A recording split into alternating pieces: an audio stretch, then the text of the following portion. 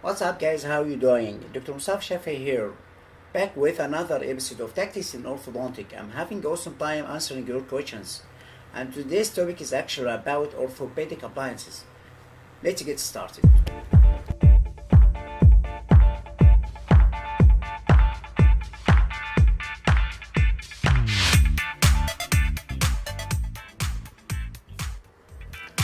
How to manage skeletal problem? Three approaches to manage skeletal problems: growth modification, camouflage treatment, surgical correction. All three may be possible in growing patients. Only the latter two options can be used in adults. The first question in my mind is, what is the orthopedic therapy? Is aimed for correction of skeletal balance. There are three types of orthodontic appliances that can be used for modifying the growth of maxilla or mandible: orthopedic appliances, functional appliances, inter-arch elastic traction. Orthopedic appliances. How is orthopedic therapy different from orthodontic therapy? Orthopedic force aim to correction of skeletal problem. Orthodontic force aim to correction of dental alveolar malocclusion.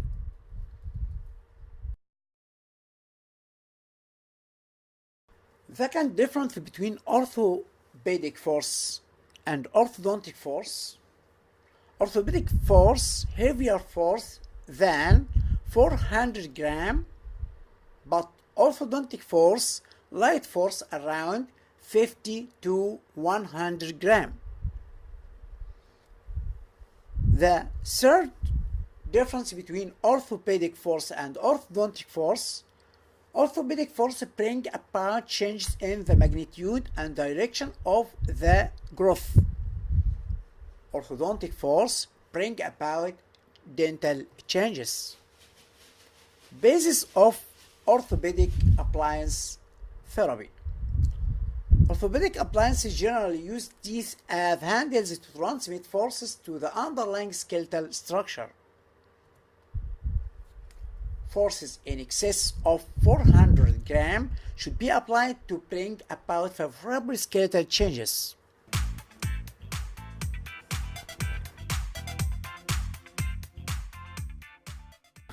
Principle of using orthopedic appliance. First one, amount of force. Second, duration of force. Direction of force. Age of the patient. Timing of force application. The first one, amount of force. Extraoral forces of much greater magnitude, in excess of 400 grams per side, is required to bring about skeletal changes. Most orthopedic appliances employ forces in the range of 400 to 600 gram per side to maximize skeletal changes and minimize dental changes.